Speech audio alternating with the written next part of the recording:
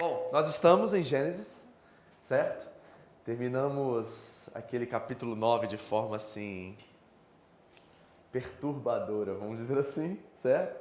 E aí caminhamos e terminamos o capítulo 9 com um poema. E o poema descobrimos, né, a revelação nos revelou, nos informou que era uma revelação de uma profecia, a qual um homem bem distante, Moisés, está olhando para trás e vendo as decisões e atitudes daquele povo de Canaã, né, o povo que é descendência de Cã, né, sendo e se tornando os inimigos de Israel por toda a história. E isso é maldição, é não saber herdar a promessa e viver a promessa em sujeição ao Criador, mas tomando posse, né, se apoderando do seu direito, né, vivendo nos seus próprios termos e maneira, e nós descobrimos que isso é maldição. Então o capítulo 9 termina com uma maldição e se inicia o capítulo 10, que foi uma prova para mim, outra genealogia, tirar um sermão, extrair um sermão de uma genealogia, é algo realmente difícil, mas passamos na prova, né? Graças a Deus, né? Fiquei um pouco assim, com raiva do Moisés por um tempo, mas nós vimos a riqueza dessas genealogias, tanto no capítulo 5 como no capítulo 10. E agora, né, entramos num dos textos, ou talvez uma das histórias mais conhecidas da Bíblia Sagrada, que é a história da Torre de Babel, certo? E nós vamos ver exatamente o que esse texto tem a nos ensinar aqui agora, como isso se reflete em nossas vidas, quais são os princípios espirituais que podemos extrair dessa história. Lembrando sempre que a história não foi escrita sobre nós, mas para nós. Então precisamos perceber o que está acontecendo aqui no texto primeiramente, para que possamos a partir disso entender, né, como isso nos ensina. Paulo diz que esses atos são advertências e exemplos, ao qual nós devemos, através da inspiração ou através do discernimento agora, aplicar isso em nossas vidas, em nossas histórias, em nosso tempo. Então vamos tentar discernir isso aqui nesta manhã. Abra sua Bíblia comigo, Gênesis capítulo 11, nós vamos ler dos versículos 1 até o 9 nesta manhã. Gênesis capítulo 11,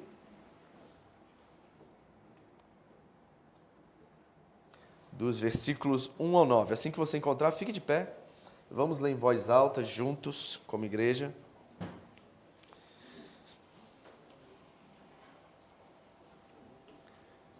Gênesis, capítulo 11, dos versículos 1 ao 9. Já encontrou aí?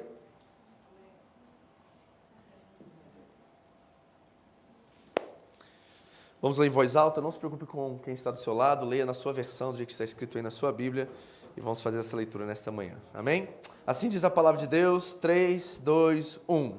No mundo todo havia apenas uma língua, um só modo de falar, e saindo os homens do Oriente, encontraram-no a planície em Sinear, e ali se fixaram. Continue.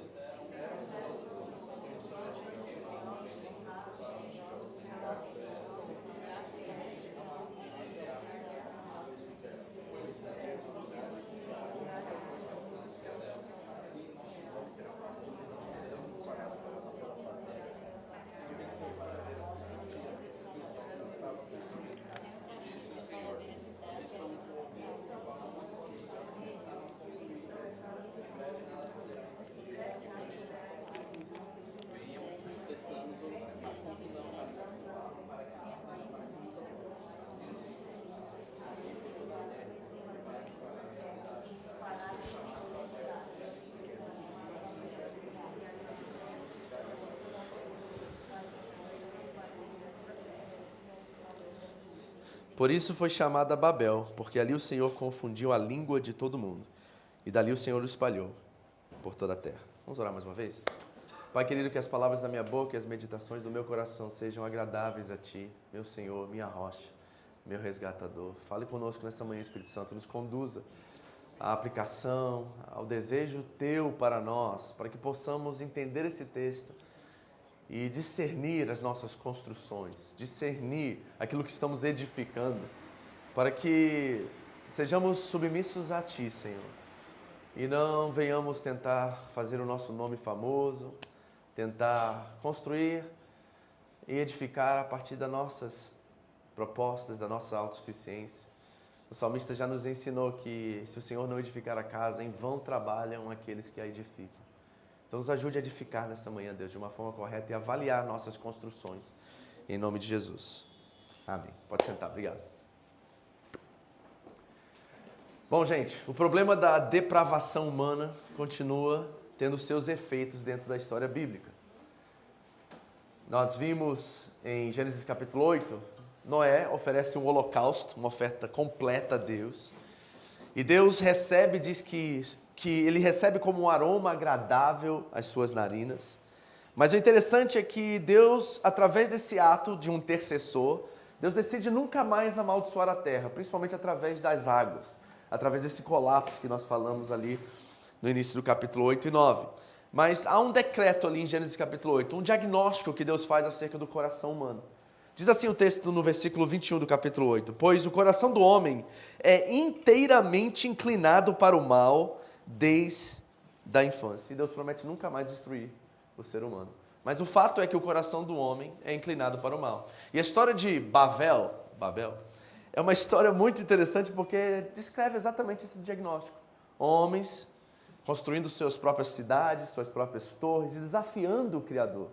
Não agindo conforme a vontade do Criador, mas contrário à vontade do Criador e desafiando o próprio Deus através das suas construções.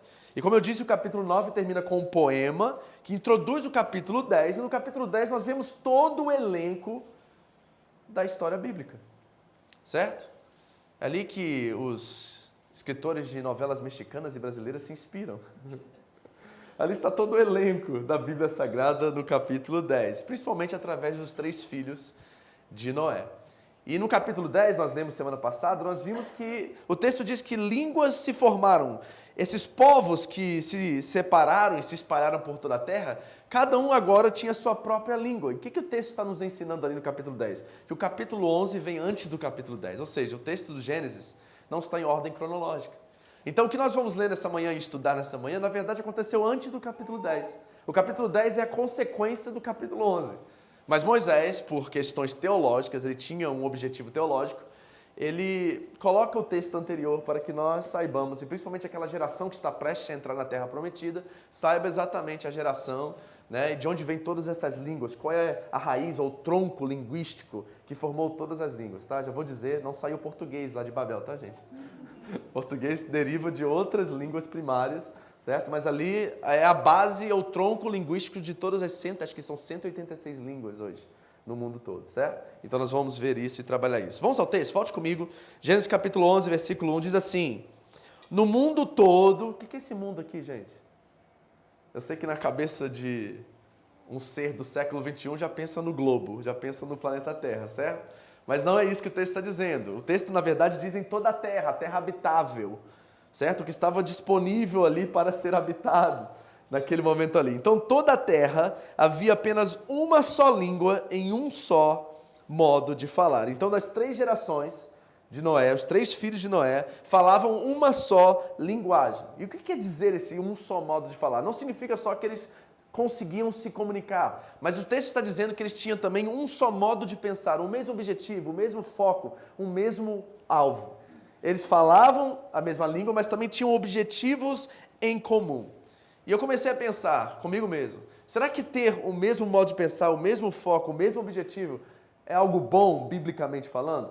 E o que eu percebi é que no Antigo Testamento, e principalmente aqui em Sinear, que é a região que nós estamos falando, essa proposta de ter o mesmo modo de falar e ter um só objetivo, ela é negativa e perigosa aqui no texto.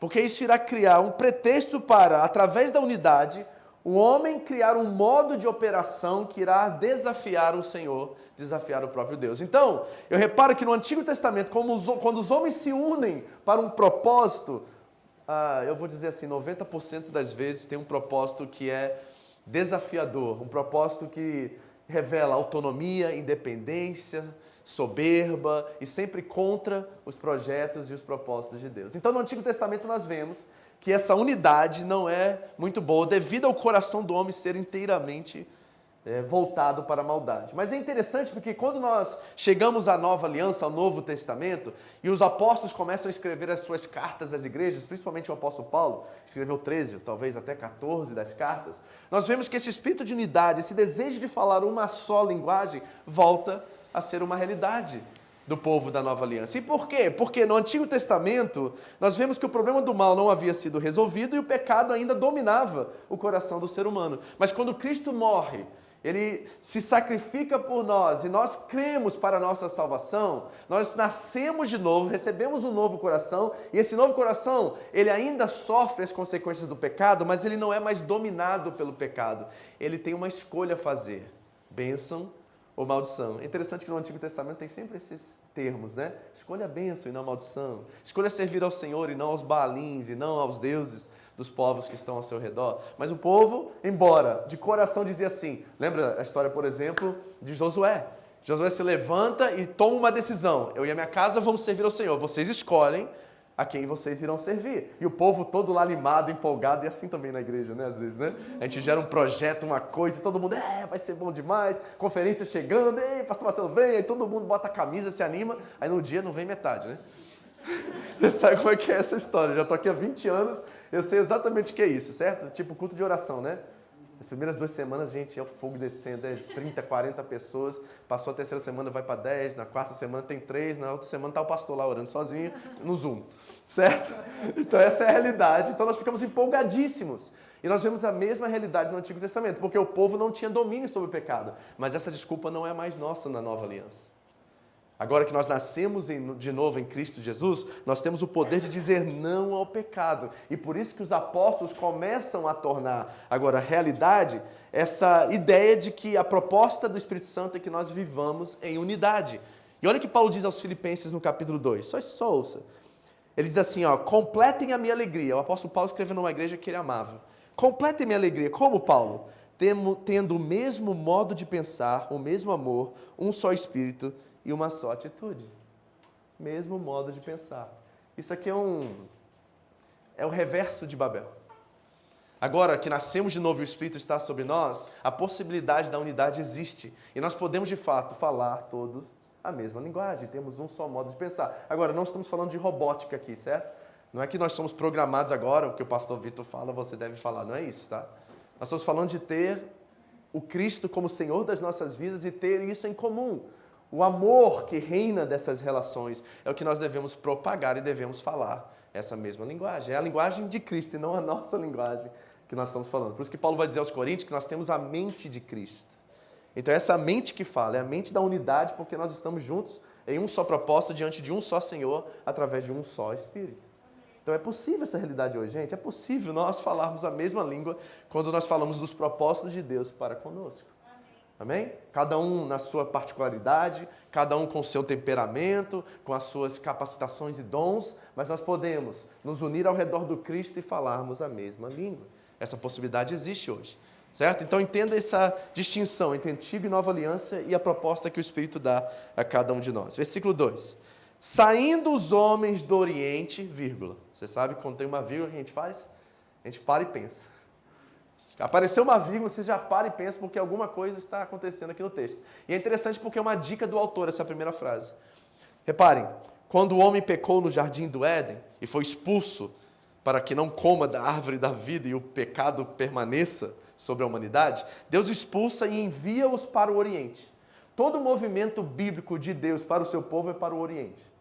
Certo? Então eles são expulsos e vão em rumo ao Oriente. Toda a história está caminhando em rumo ao Oriente. E aí no capítulo 11 de Gênesis, o autor para e diz assim, saindo os homens do Oriente, ou seja, ele está nos dando uma dica que algo ruim, algo errado está prestes a acontecer. Vai dar errado essa história de alguma forma, porque a decisão de Deus é vão para o Oriente e a decisão dos homens é voltar do Oriente, certo? Então já vemos aqui uma questão talvez de autonomia, autossuficiência, rebeldia, já sendo indicado dentro do texto.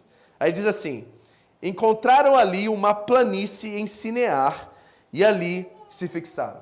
Sinear é um local importante dentro da narrativa bíblica, principalmente no capítulo 10, porque quem foi fixar-se em Sinear foi um homem chamado Nimrod, e nós vimos no capítulo 10 que ele é um tirano, é um caçador poderoso, mas a palavra significa um imperialista, um cara que quer impor, através da violência, através do mal, a sua vontade, construir cidades e desafiar o próprio Deus.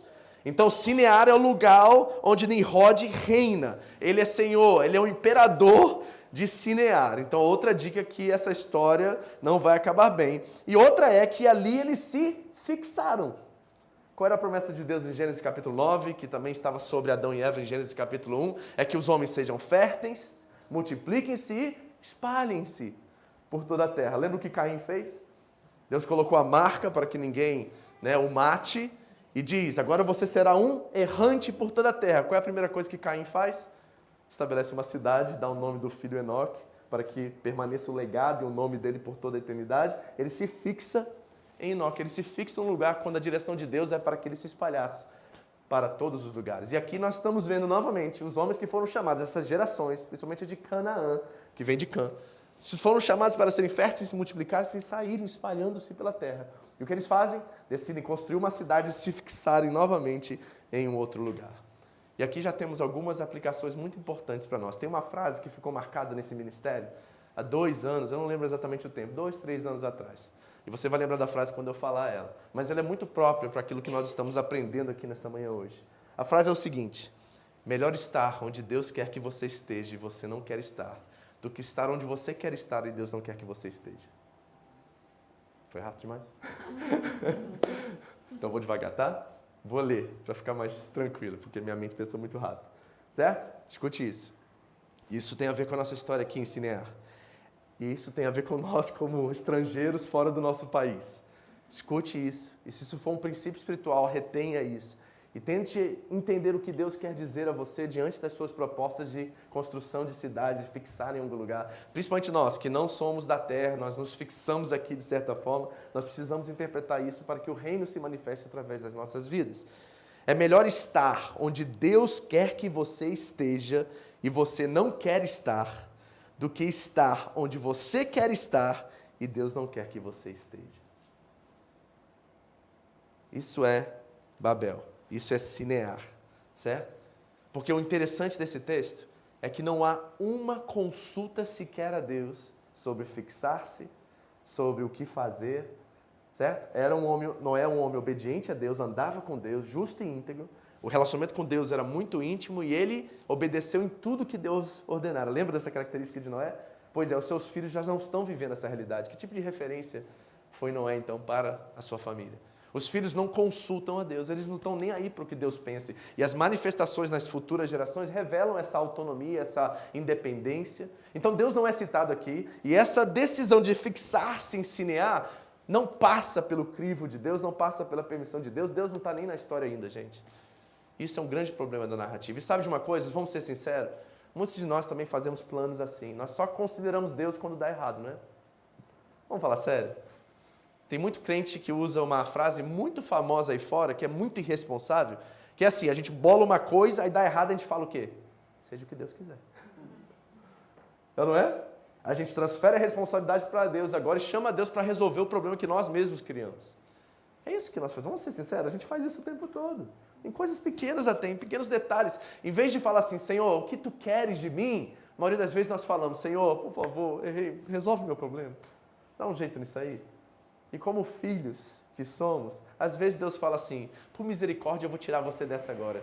Mas porque Ele é Pai, e porque é Pai, Ele disciplina aquele que Ele ama, muitas das vezes Ele deixa as coisas acontecerem para que nós possamos aprender através delas, não é verdade? Vamos ler um texto que exemplifica isso de uma forma muito clara. Vá comigo para Tiago, capítulo 4. O apóstolo Tiago está lá no fim do Novo Testamento. Tiago, capítulo 4. Eu quero ler esse texto porque ele cabe muito bem aqui dentro da narrativa de Gênesis 11. Tiago, capítulo 4, versículo 13.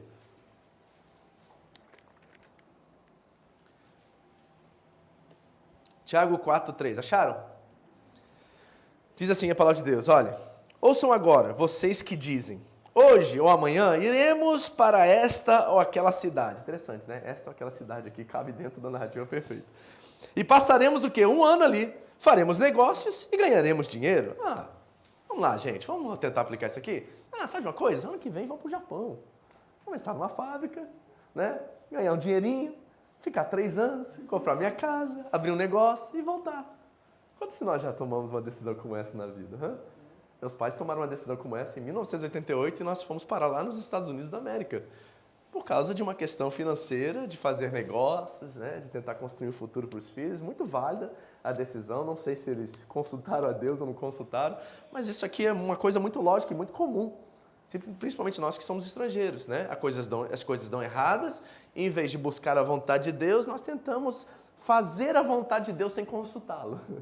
E aí, quando as coisas começam a dar errado, a gente vai para oração, campanha, jejum, oferta. Tá vendo como é que essa relação se tornou um pouquinho banalizada, comercial? Preocupante esse tipo de relação, né? Porque nós estamos, na verdade, usando Deus e não nos relacionando com Deus como filhos, na confiança do que Ele é e do que nós somos. Nós precisamos considerar isso. Então diz, vamos fazer isso aí, tá? Aí olha o que Tiago diz, cheio do Espírito Santo. Vocês nem sabem o que acontecerá amanhã. O que é a sua vida? Vocês não são como neblina que aparece por um pouco de tempo e depois se dissipa? Aí ele dá o conselho, presta atenção. E esse é o conselho que eu quero dar por toda essa mensagem hoje. Nós precisamos considerar essa posição de Tiago para que nós não sejamos Babel. Meu propósito é transformar você em pessoas do reino e não pessoas de Babel. Os filhos de Babel, eles são autônomos, eles são autossuficientes, eles são soberbos. Mas os filhos do reino são aqueles que fazem o que Tiago vai nos ensinar aqui agora. Tiago diz assim, em vez disso, deveriam dizer, se o Senhor quiser, diga comigo, se o Senhor quiser, viveremos e faremos isto ou aquilo. Essa deve ser a base de todas as nossas orações acerca dos projetos pessoais que nós temos. Todas as nossas ambições, por mais saudáveis que elas são, devem passar por esse crivo. Devem ser ditas dessa forma, antes de projetar, antes de colocar no papel, e algo que nós devemos fazer, lá em Provérbios diz que o homem faz planos, mas a resposta final vem de Deus, né? A resposta da língua é do Senhor. Então nós devemos projetar, mas antes de começar a escrever no papel, Senhor, faça a tua vontade. Se o Senhor quiser, aqui estão os meus planos, mas eu prefiro viver a tua vontade do que a minha, porque eu sei que os seus planos são maiores, seus pensamentos muito mais altos que os meus. Então essa é a humildade que se requer dos filhos do reino, daqueles que são descendentes da mulher e não da serpente. Então ele diz, se o Senhor quiser, viveremos e faremos isso ou aquilo. Agora, porém, vocês se vangloriam nas suas pretensões. Toda vanglória como essa é maligna. Ele está dizendo que é do diabo não agir assim. Não usar essa frase, se o Senhor quiser, o Senhor faça a tua vontade, é do maligno, ele diz, do diabo. E muitos de nós, fazendo já algumas aplicações aqui, estamos, na verdade, representando muito mais um reino pagão do que um reino cristão, muito mais a Babel do que o reino de Deus.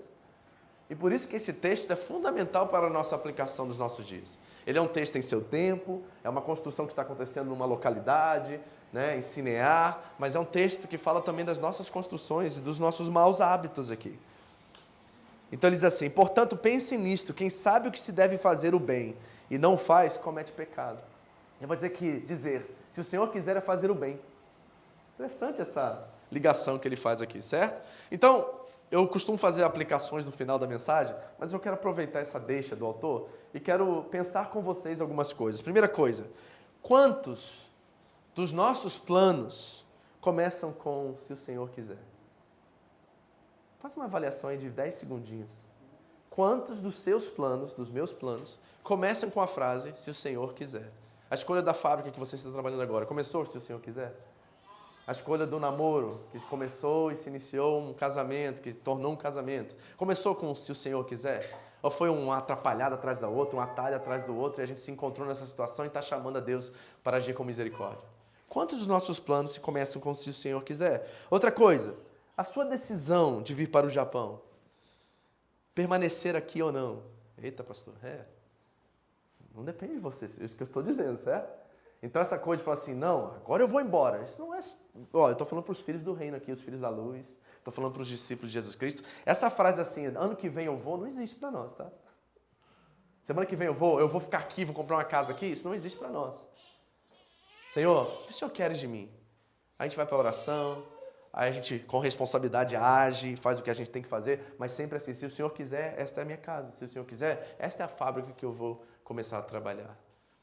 Então eu fico perguntando aqui, a sua decisão de vir para o Japão, permanecer aqui ou não, passam ou passarão por esse crivo, se o Senhor quiser?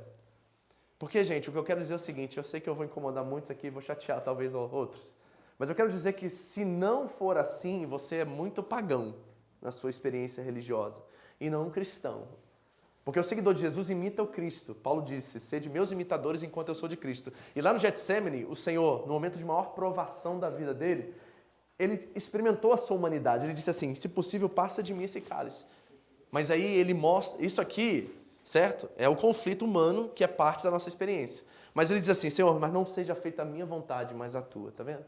Se o próprio Cristo tomou essa postura, será que nós não deveríamos também tomar essa postura? Então qualquer projeto, qualquer plano, seja qual for, passa por esse crivo. Pastor, não passou, estou esperando um dia passar, mas eu quero muito viver essa realidade porque eu quero ser bênção e eu quero ser alguém que é abençoado por Deus, que vive como filho. Lembra que bênção não é você receber um favor especial, um feitiço espiritual que ajuda você a dar certo na vida. Não, bênção é quando você se torna um representante de Deus confiável, a qual você produz vida na vida dos outros. Isso é bênção, biblicamente. Não é um feitiço que recebemos e agora tudo dá certo. Não, quando somos abençoados, até muitas coisas dão erradas. E dão erradas para a glória de Deus. E dão erradas para que Cristo seja visto através de nós nas nossas atitudes. Então nós precisamos repensar isso, certo? Porque o que eu quero dizer é o seguinte, se não passa por esse crivo, se o Senhor quiser, ou seja feita a tua vontade, eu quero dizer que essa relação com Deus que você tem hoje, isso aqui é pastoral, tá, gente? Não estou dizendo isso para condenar você, estou dizendo isso para você tomar uma decisão de mudar essa postura. Se não passa por esse crivo, a sua relação está mais próxima de Babel do que do reino de Deus. É uma relação de direito e não de responsabilidade. Você, como filho, acha que você tem direito de certas coisas. Isso é a relação do filho mais velho da parábola do filho pródigo. O filho mais novo, ele abriu mão dos seus direitos, recebeu a sua herança, foi embora, caiu em si, voltou para casa e entendeu que não eram as coisas do pai que interessavam, mas a relação com o pai. Enquanto o outro estava buscando seus direitos dentro da casa e não entra. Então nós precisamos pensar sobre isso. Será que hoje nós estamos transferindo a responsabilidade? Seja o que Deus quiser. Estamos construindo nossos projetos, colocando no papel, fazendo tudo bonitinho, e até é louvável, é uma coisa boa, mas nós não passamos por esse crivo. Senhor, é isso que o Senhor tem para mim? Senhor, nós vamos aqui colocar em tempo de oração antes de tomarmos uma decisão. Nós vamos buscar conselheiros, irmãos e irmãs experientes na fé, a qual possamos todos, na multidão de conselheiros, há sabedoria. Lembra disso? E aí nós vamos tomar uma decisão baseada no temor do Senhor. E se o Senhor quiser, nós faremos isso ou faremos aquilo. Cinear, nesse momento. Não é uma torre ainda, mas Cinear. É uma cidade construída para desafiar o Deus e dizendo assim, Senhor, nós que mandamos e não o Senhor. E será que a nossa vida não está, talvez, encharcada disso? De uma relação de direito com Deus e não de responsabilidade? Pensa sobre isso, tá? Com carinho, por favor. Porque eu quero que você seja benção. Eu quero que você cresça. Eu quero que você sinta-se, sim, uma pessoa realizada, satisfeita naquilo que você faz. E tudo isso precisa de uma relação mais saudável, sabe? Verdadeira, sem segundas intenções com o nosso Senhor, que é Pai, que não é um ditador carrasco. Ele não é Nimrod, tá, gente? Muitas das vezes nós estamos tratando Deus como Nimrod, nós precisamos mudar nossa postura. Amém? Amém mesmo? Okay. Vamos lá, versículo 3. Nós vamos ver agora duas falas dos homens e uma fala de Deus. Reparem que Deus não está no diálogo dos homens. E façam uma análise sincera se muitos dos seus diálogos Deus não está participando deles. Diz assim o versículo 3. E disseram como? Uns aos outros. Eles estão planejando e planando, né? Disseram uns aos outros, vinde, façamos tijolos e queimemo-los bem. Os tijolos servirão-lhes de pedra e o betume de argamassa. O que é isso aqui? É uma nova tecnologia que surge. Não haviam tijolos ainda na história bíblica. Esse povo inteligente, agora capaz, constrói tijolos, fazem tijolos, gente. E não só tijolos, eles descobriram que naquela região de Cinear havia muito betume. Betume é um tipo de asfalto, assim, sabe? E vai servir como argamassa para colar um tijolo no outro. Olha como é que o ser humano é criativo e inteligente, não é? Que tremendo isso. Mas essa tecnologia está sendo usada para um fim completamente oposto à vontade de Deus. O problema não está na matéria-prima, não está na tecnologia, não está na ciência. O problema é usar a ciência e a tecnologia para desafiar o próprio Deus. E é isso muito do que nós temos visto nos nossos dias. Tudo que surge de novidade se torna um desafio a Deus, uma forma de dizer que Deus não existe, que somos nós que comandamos, que estamos na frente de tudo nas nossas vidas, na cultura, na sociedade, no governo. Sempre tem essa pretensão de que nós estamos no controle de todas as coisas. Então, é uma coisa boa aqui a tecnologia. O problema não está nela, mas eles vão usar essa tecnologia para construir uma ideia de autonomia, de independência e desafiar o próprio Criador. Então, a conversa entre os dois. Mas continua, ó, versículo 4. E disseram, vinde, edifiquemos para nós uma cidade, cuja torre, o topo, chegue até os céus, e tornemos célebre o nosso nome, para que sejamos espalhados, para que não sejamos, olha aí, para que não, qual era o decreto de Deus? Sejam férteis, multipliquem, se espalhem. E eles dizem, não, nós vamos nos fixar aqui. Olha como é desafiante isso. Nós vamos nos fixar aqui, para que não sejamos espalhados por toda a terra. Então repare que o diálogo é unilateral. Deus não está na conversa, Deus não está nos planos deles, e o propósito é construir uma torre. Agora, quando você lê torre aqui, o que você pensa na sua cabecinha? Talvez no World Trade Center, lá em Nova York, ou aquele prédio mais alto da Tailândia que existe hoje, né, com 100, 200 e tantos andares. Qual é a sua imaginação acerca de uma torre? Certo? E o que nós estamos vendo aqui, na verdade, é muito comum, e os arqueólogos já escavaram várias dessas, a maior tinha acho que 90 metros de altura. Isso se chama um zigurate. Vou pedir o Mikio para colocar para a gente aqui, para você ter uma noção da torre que nós estamos falando aqui em Gênesis capítulo 11, tá? Eu vou colocar um vídeo aqui sem áudio mesmo, para você ter uma noção. É isso aqui que nós estamos falando, ó, uma escadaria gigante que subia até o topo, certo? Vários níveis, vários andares, os sacerdotes e os que cuidavam dali moravam ao redor, isso aí se tornava um citadel, olha só como é que era. E tinha um altar, um templo lá em cima, porque a ideia desses homens era chegar até Deus e tentar de alguma forma manipular Deus para que eles se tornassem como Deus. Está vendo a ideia? Então, uma torre grande e alta, em forma de pirâmide com níveis, vários andares. O último andar havia um templo, havia uma escada gigante para os homens encontrarem com Deus. As cidades eram construídas ao redor desse templo, e a escavação da última que eles encontraram, a mais alta no Iraque, nessa região da Babilônia ali, era mais ou menos de 90 metros. Então é mais ou menos isso aqui que nós estamos falando, olha. E o que é a intenção desses homens a construírem um zigurate desse jeito aí? Qual é o objetivo? Primeiro é construir novas religiões, e elas estão sendo construídas ainda, dia após dia. Né? Aqui no nosso mundo, no nosso contexto, nós ouvimos falar de religiões o tempo todo, e eles querem deuses que sirvam às suas vontades, com o objetivo de chegar ao topo dos céus e se tornarem também deuses. Ou seja, gente, isso aqui, ó, volta lá de novo, rapidinho, Mikio. Isso aqui se chama um zigurate, mas na nossa linguagem bíblica se chama Novo Éden. Lembra disso? Qual era o propósito de Satanás, da serpente com a mulher?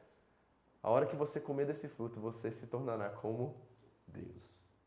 E o propósito é que essa escada suba até os céus, era chamado pelos babilônicos de lugar dos céus, encontro dos céus, para que ao chegar até lá, eles se tornassem deuses e pudessem agora manipular os seus súditos embaixo.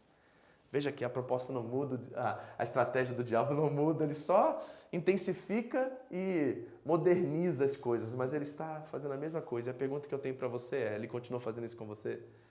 Te dando uma ideia de que você pode ser Deus da sua própria vida, ter o controle de todas as coisas, que você pode mandar em si mesmo e mandar nos outros. Se isso ainda está presente hoje nas nossas vidas, pode ser que o diabo, usando a mesma estratégia, está conseguindo de alguma forma também nos driblar, também nos confundir, também nos enganar.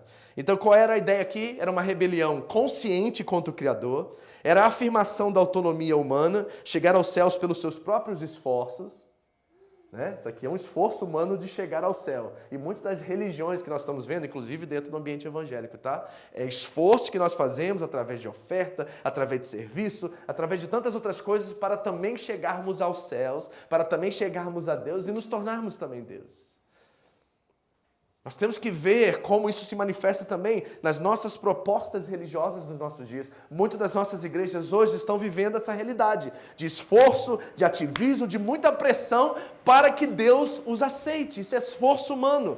A salvação, de acordo com a Bíblia Sagrada, é pela graça mediante a fé, não é esforço, é entrega. Então nós não estamos aqui pregando, ministrando, arrumando cadeira, porque nós queremos agradar a Deus para ver se de alguma forma Ele nos aceita no céu. Não, meu amigo, isso é maldição, isso não é bênção. Nós fazemos o que fazemos porque somos quem nós somos. Como filhos de Deus, representantes dEle, nós queremos agora transmitir tudo que Ele é, manifestar tudo que Ele é nas nossas relações uns com os outros. Então, a igreja é um instrumento, não é um fim. A relação com Deus é o fim. O que nós estamos nos tornando e sendo, este é o fim. É isso que todas as coisas cooperam para o bem daqueles que amam a Deus, para serem conformes à imagem do Filho.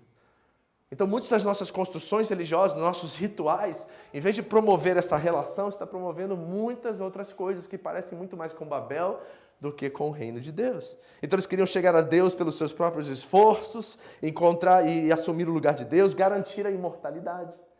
Porque ser Deus é não morrer mais.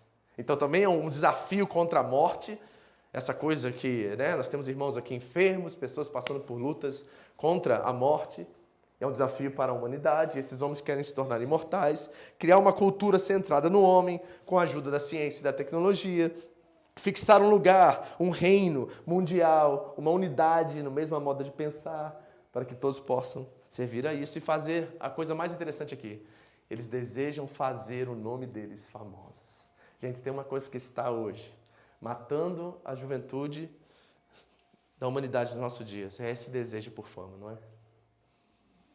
Todos querem 1.000, 10.000, 1 milhão de seguidores e ficam se vendendo de uma forma muito barata para poder chegar a esse lugar chamado fama. E é interessante que quando cheguem lá não querem permanecer. Lembra da história do tal do Luva de Pedreiro recentemente, certo? Talvez o mais popular dos nossos dias. E uma hora o menino não aguentou a pressão e disse assim, eu quero voltar lá para minha casinha com meu pai, ficar tranquilo lá, pescando, jogando futebol com meus amigos. Não quero mais essa coisa, está me matando esse negócio. O desejo pela fama era tanto, mas quando se chegou e conquistou, viu que não era tudo isso. Então nós precisamos pensar sobre isso. Será que nós estamos também, através das nossas torres, também querendo fazer o nosso nome famoso? Será que fama é importante para você, tanto que você está disposto a negociar a relação com seu pai por isso? E a pergunta que fica no texto é, o que Deus irá fazer agora?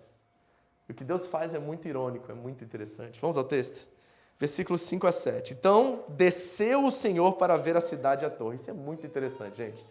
Gente, por favor, tá? Linguagem. Aqui, nós chamamos isso de antropomorfismo. É usar a linguagem humana para descrever a atitude ou ação divina, tá? Então, não é que Deus falou assim, deixa eu abrir a porta do céu aqui e vou descer. Aí Deus desceu, aí deu uma olhadinha. Não, não. O movimento está descrevendo uma ação e mais, uma atenção de Deus naquele momento. E é irônico esse momento. Sabe por que o texto está dizendo? Olha, dentro da visão hebraica, quando nós lemos o Antigo Testamento, principalmente os autores do Novo Testamento, que eram todos judeus, eles não pensam, eu já mostrei isso para vocês aqui, nós fizemos aqui Foundations um tempo atrás, que a visão do judeu não é de céu em cima, inferno embaixo. Eles não pensavam assim, isso é grego, essa visão, dualista é grego. Os hebreus pensavam que existiam duas dimensões, a dimensão natural e a dimensão sobrenatural. De vez em quando abria-se um portal e essas dimensões se uniam. Por exemplo, lembra de... o nome dele? O irmão de Jacó. Lembra de Jacó, quando ele estava em Betel? E ele faz até um travesseiro lá de pedra. E ele diz que ele viu os anjos subirem, não é descer, é subirem e descerem. É como se um portal se abrisse e ele tivesse uma percepção da dimensão espiritual. É isso que os hebreus acreditavam, que essas duas dimensões habitam, existem simultaneamente e agora. Tanto é que quando Jesus encontra com os discípulos após a ressurreição, ele não passa pela porta, nem atravessa nenhum tipo de muro. Ele simplesmente aparece no meio deles. Então a dimensão espiritual se manifesta para aqueles homens naquele momento. Jesus está, como um portal, vamos dizer assim, entre as duas. Isso é a mentalidade judaica, tá? Hebraica, sobre isso. Os gregos pensavam em céu e inferno, dualismo e tudo mais.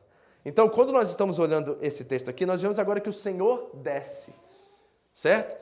E o que o texto está usando aqui? De uma ironia. Por quê? É como se Deus estivesse dizendo assim, nossa, é tão pequenininho aquele negócio que eu vou ter que descer para ver. É isso que o autor está dizendo assim, nossa, esse povo é tão mesquinho, tão pequenininho esse povo, não estou conseguindo enxergar aqui de cima. Está entendendo aqui qual é a jogada do autor? A pretensão desse povo de construir uma torre que chegasse ao céu, da percepção de Deus, do olhar de Deus, é uma coisa ridícula. Tão ridícula que não deu nem para ver lá de cima. É isso que o autor está dizendo, entendeu? Então está caçoando aqui desses homens. Diz assim, o que eles pensam que eles são? Eles estão fazendo as construções deles e pensam que eu não sei o que é isso, eu não fui, sei lá, dormir, descansar, tomar uma soneca. Olha que ridículo esse negócio, é tão pequeno que eu vou ter que descer para ver agora. Aí diz o texto que Deus desceu para ver a torre, que os filhos dos homens edificavam. Lembra que já teve outra descida espiritual, né? No capítulo 6, os filhos de Elohim desceram e tomaram as filhas de Adão. Lembra disso? Os anjos que tomaram posse de homens, se tornaram nefelins, que são esses homens gigantes que habitavam na terra. Lembra disso? Então aqui é a segunda descida, mas é interessante que agora é o próprio Deus que desce. A primeira descida foi com intenções nocivas, malignas. Agora a outra descida vem como misericórdia e julgamento. De novo, é o dilúvio voltando na narrativa. Porque o dilúvio não é simplesmente o julgamento, é a misericórdia de Deus também tentando estancar o mal. E novamente Deus irá estancar o mal devido a um projeto pretensioso dos homens de quererem ser deuses, né, como jardim, e reconstruírem essa história. Então diz que ele desceu e o Senhor disse: eis que o povo é um, e todos têm a mesma linguagem. E diz o texto que isto é apenas o começo. É só o começo ou não é, gente? Essas ideias de um governo universal, mundial, existe até o dia de hoje? Essas pretensões de construções absurdas e grandes que desafiam a própria essência do ser humano, né? Questões de clonagem hoje em dia na tecnologia, na ciência, que desafiam, né? Teorias novas que surgem acerca, né? Da evolução e tudo mais. Não, agora Deus não existe, porque nós temos uma nova teoria da evolução surgindo. Isso está acontecendo o tempo todo. É o tempo todo os homens construindo torres. Estão construindo torres o tempo todo.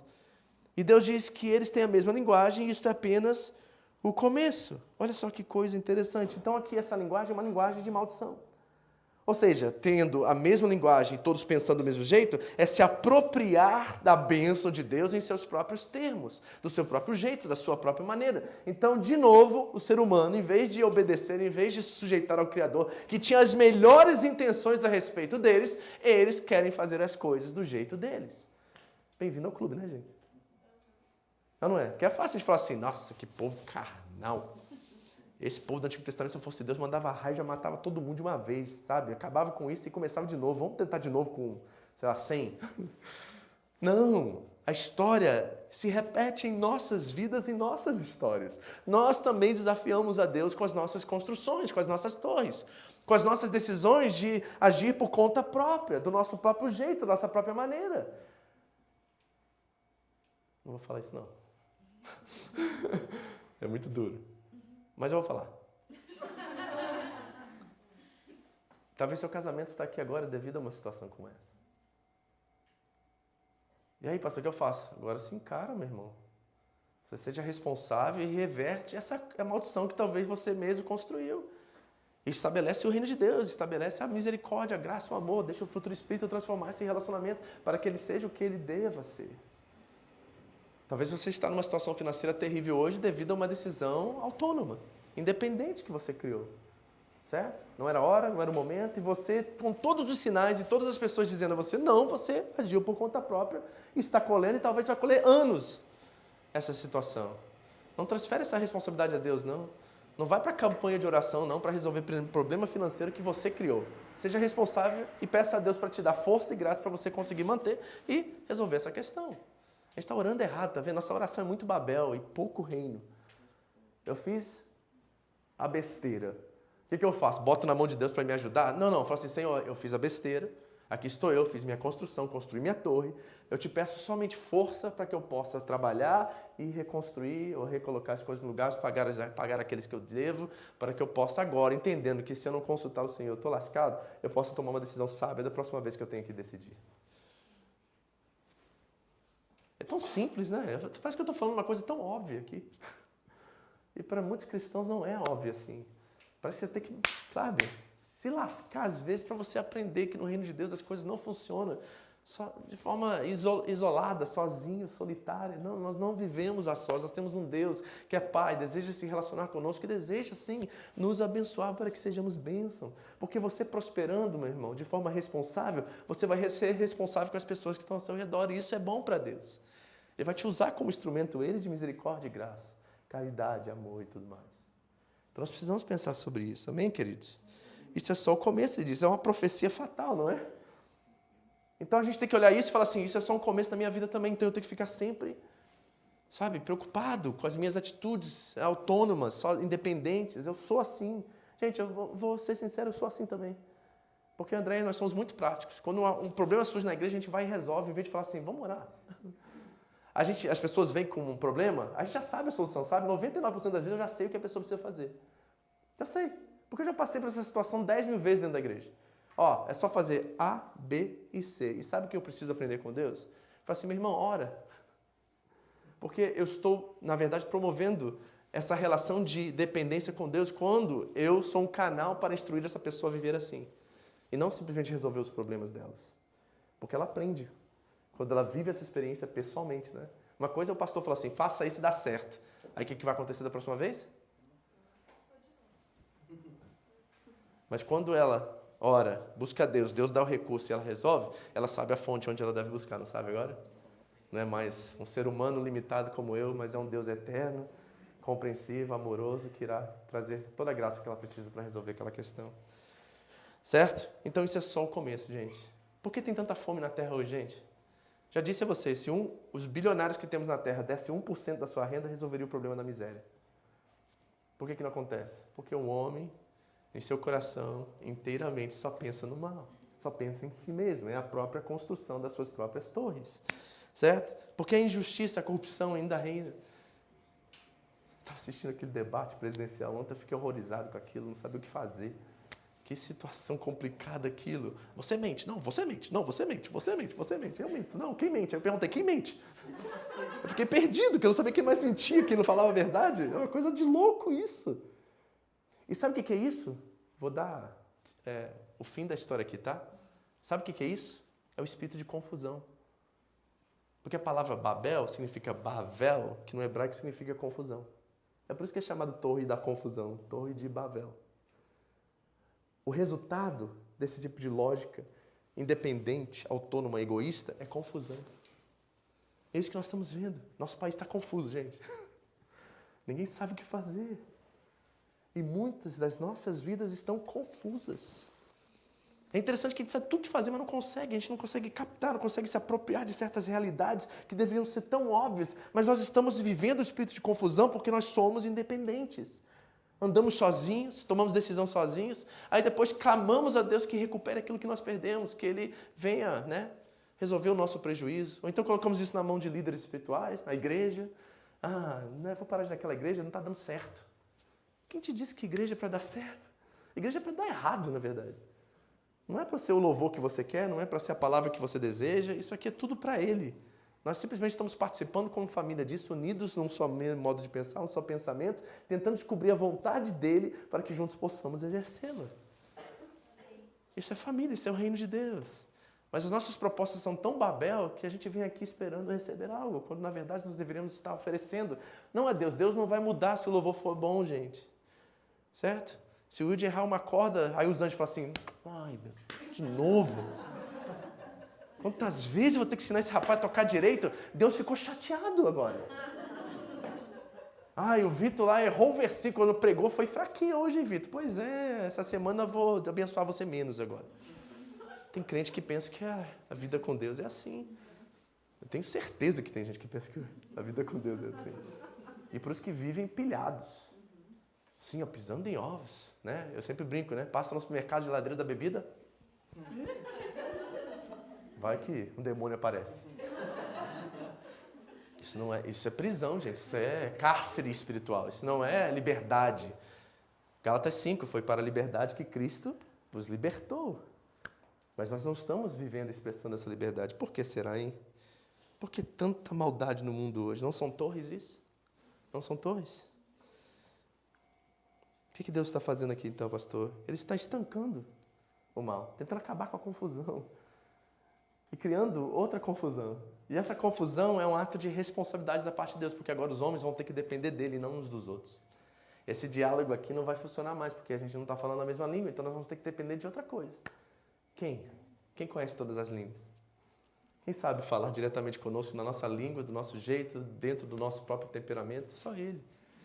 Então é um ato de estancar o mal e tentar produzir de forma forçada essa dependência, infelizmente. Vamos para o final? Versículo 8 e 9. Assim o Senhor os dispersou dali, sejam férteis, multiplicai, espalhem por toda a terra. Deus teve que forçar esse povo a obedecê-lo. E pararam de construir a cidade. Por isso, foi chamado Babel. E essa é a palavra no hebraico para confusão. Porque ali o Senhor, confundiu a língua de todo mundo. E dali o Senhor os espalhou por toda a terra. Então aqui está o tronco linguístico para todas as 186 línguas que nós temos na Terra hoje, tá? E foi um ato sobrenatural de Deus que impediu esse projeto tirânico e maligno de acontecer, certo? Não é que não deu certo a construção, é Deus soberanamente, sobrenaturalmente, interfere e impede esse projeto maligno de acontecer. Em vez de imortalidade, mortalidade. Em vez de renome e fama, espalhar sobre a terra, e cada um na sua própria tribo, com as suas próprias línguas, e o capítulo 10 revela como eles se espalharam, e nós vimos a divisão nas genealogias ali. Amém? Então esse é o texto que nós lemos hoje. Agora vamos considerar algumas coisas. Aplicações. Primeiro, quais são? Pensa aí, respira. Primeiro, quais são as cidades e torres que estamos atualmente construindo, que não passam pelo crivo de Deus, e são monumentos da nossa autonomia, independência, rebeldia e desprezo do Criador? Vamos lá, gente, vamos falar sério. Talvez você vai ter que rever o propósito pelo qual você veio ao Japão hoje. E talvez você vai considerar isso de forma humilde, sincera. Olha, eu vim para ganhar dinheiro. Eu tenho a plena convicção disso. Mas aqui eu me encontrei com o Senhor, aqui eu tive uma experiência com Deus, e eu andei, sabe, num relacionamento íntimo com Ele por muito tempo, e aí eu fui vivendo igreja, e a coisa se tornou mais normalizada ao tempo, e eu fui descansando, minhas práticas espirituais, minha disciplina espiritual, minha relação com Deus foi esvaziando, foi diminuindo, e aí eu me tornei um religioso dentro de uma comunidade de fé, e tô lá, bato cartão lá todo domingo, e eu vivo assim no ponto neutro. E talvez você precise repensar essa dinâmica. Talvez hoje você precisa considerar que talvez a motivação inicial não foi tão boa e você precisa se arrepender. O caminho aqui de retorno, de avivamento, é arrependimento. É simples, não tem muita coisa que você precisa fazer. Não é preciso, eu vou dobrar meu dízimo agora vai dar certo. Aí você está de novo pagão, Babel. Mas o caminho é assim, Senhor, eu reconheço que foi puramente egoísmo. Eu reconheço que eu estava pensando muito em mim mesmo, em ter um futuro promissor, uma boa qualidade de vida, e tudo isso por si próprio até é válido, gente, não tem nada de errado nisso. O problema é quando isso se torna um ídolo, um Deus nas nossas vidas. E nós, como cristãos, infelizmente eu tenho que falar isso para você, eu sei que você não vai gostar, mas você não pode viver dessa forma aqui no Japão. Isso é Babel, gente. Isso não é reino de Deus. E quero dizer uma coisa que você não vai gostar, e não está muito normal falar isso na igreja, mas Deus não tem nenhum compromisso com a sua prosperidade. Ele tem compromisso com a sua responsabilidade. E quanto mais responsabilidade, mais prosperidade. Olha aí, é a inversa coisa. Então, quando ele encontra gente generosa, altruísta, abençoadora, ele fala assim, o que eu posso dar a esse menino que ele não vai dar para os outros? O que eu dou para esse menino que ele não compartilha o que ele tem e faz a vida das pessoas melhores? Sabe de uma coisa? Porque essas coisas não tomam o coração dele. Ele é uma pessoa totalmente liberta. As coisas são um instrumento, são uma ferramenta, não são um fim em si mesmos. Lembra da história de Jesus com um homem sensato que tinha tanto dinheiro que queria construir mais celeiros? Aí Jesus olhou para ele e falou assim, seu louco, e se tua vida acabar amanhã? Quem vai ficar com tudo isso que você construiu? Loucura, gente, isso é loucura. E talvez muitos de nós estamos nesse modo operante, sabe? A gente está construindo celeiros no Japão e com ideia de construir novos celeiros. E isso são torres de Babel que nós estamos levantando, que estão desafiando o próprio Deus. E por isso que a gente não consegue viver em paz, a gente está experimentando confusão. Então, quais são as torres que você levantou? Eu não estou dizendo para você abandonar seus projetos, eu só estou dizendo que talvez esses projetos não começaram assim. O que o Senhor quer? O que o Senhor espera de mim, vindo para essa nação aqui próspera, que vai me abençoar sim, que vai me prosperar sim, mas o que o Senhor quer que eu faça com isso? E quem sabe você descubra um novo caminho a partir dessa dinâmica. Um caminho saudável, um caminho de bênção, onde os filhos não são deixados pelo caminho, onde a família permanece intacta. Porque toda semana eu ouvi mais uma vez hoje numa conversa assim secular. Nossa, como as pessoas divorciam aqui no Japão, né? Aí eu falei assim, eu estou ouvindo isso há 14 anos e não muda. E não muda porque o espírito de confusão tomou lugar das torres que foram construídas. Segundo, onde se encontra esse espírito de Babel na sua vida agora, a partir das decisões unilaterais que você tomou sem considerar o Senhor? Pode identificar aí? Onde está tendo confusão na sua família agora, na sua vida agora, no seu trabalho agora? Identifique isso, sabe? Assim, seja sincero, identifique. Onde está isso?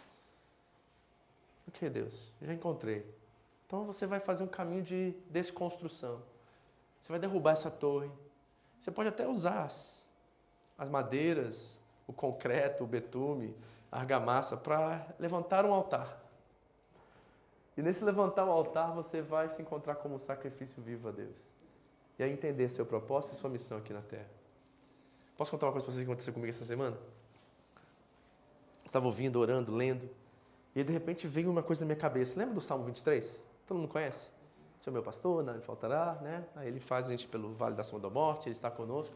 Mas tem uma frase muito interessante, ela diz assim, ele me coloca na mesa com os meus inimigos, né? Quando eu comecei na fé, eu pensava assim, uma mesa gigante, todos os meus inimigos sentados e eu lá em cima. Assim.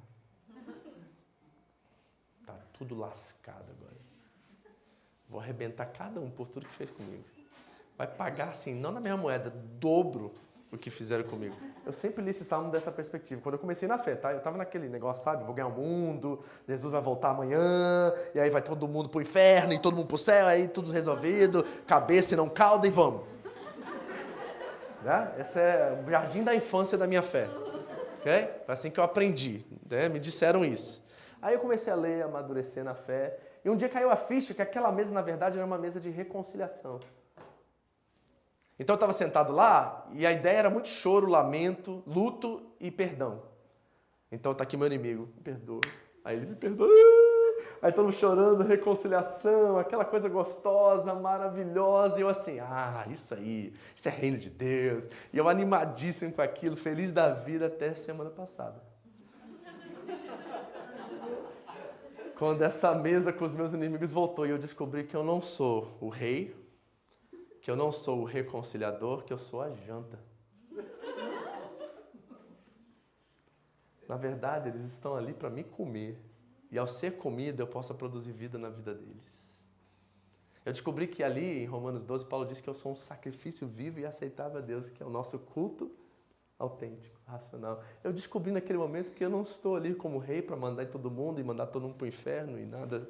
Eu não sou o reconciliador que chora e pede perdão, eu sou a própria janta que eles irão comer. E quando comerem, quando eles comerem, a vida que será produzida através daquela janta mudará para sempre a vida deles. E quando nós estamos nessa posição de janta, aí não é mais sobre nós, aí a gente morreu. E a gente não vive mais para nós mesmos, nós vivemos para aquele que por nós morreu e ressuscitou. Esse é o caminho do reino, é um caminho de desconstrução de torres, de cidades, de fixar em lugares. Nós somos como o vento. Jesus disse, o vento vai para onde quer, para lá, para cá. E nós tornamos filhos do vento. E aí a gente está vivendo a vontade de Deus todos os dias, e começa dentro da nossa casa, na nossa atitude com o nosso cônjuge, com os nossos filhos. Aí vamos para o trabalho, o vento está soprando, e nós nos oferecemos como janta para aquele povo que nos odeia, e eles comem, de repente eles enxergam e percebem, e se nutrem com uma vida que não está neles, e eles começam a ser transformados por isso, e aí nós começamos a entender que somos um sacrifício vivo, um altar ao mundo. E aí paramos de pensar em nós mesmos. E aí nós descobrimos a verdadeira vida, porque Jesus disse que se a semente não cair no chão e não morrer, ela não pode produzir fruto e nem vida.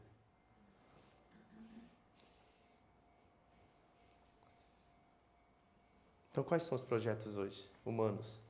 Quais são as torres, as cidades que você tem perseguido em busca da imortalidade, da fama, do renome, que não estão levando você à mesa dos seus inimigos para ser comida? Fala comigo. E a boa notícia ou má notícia ao seu, dentro da sua perspectiva, é que Deus te trouxe aqui nessa manhã para ouvir essa palavra. E não dá para você sair daqui do mesmo jeito e continuar vivendo do jeito que você vive. Não dá para você sair daqui e brigar com o seu marido porque ele não lavou a louça. Não dá para você sair daqui e brigar com a sua esposa porque a janta não estava boa, estava mal, estava salgada. Porque aí você é janta agora e você, sabe, você participa, você se envolve, você assume a responsabilidade, você não vive a partir do direito. Você não constrói mais suas próprias torres e cidades, você é um agente do reino. E por isso você é pacificador, misericordioso, pobre de espírito. Janta. Amém?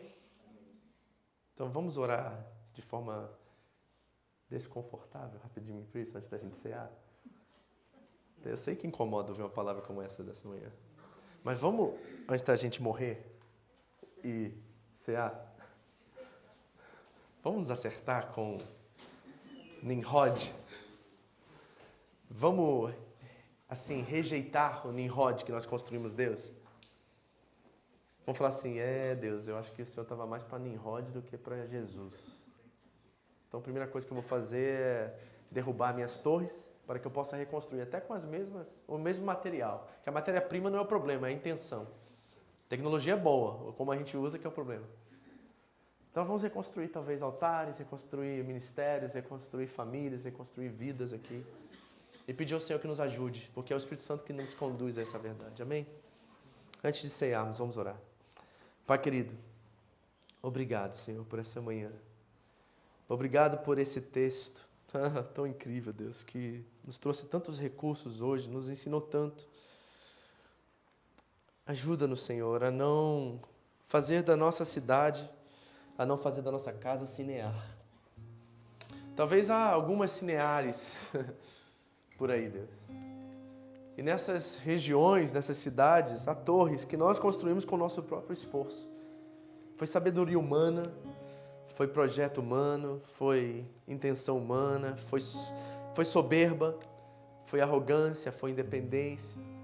Talvez nunca usamos a palavra se o Senhor quiser, seja feita a tua vontade.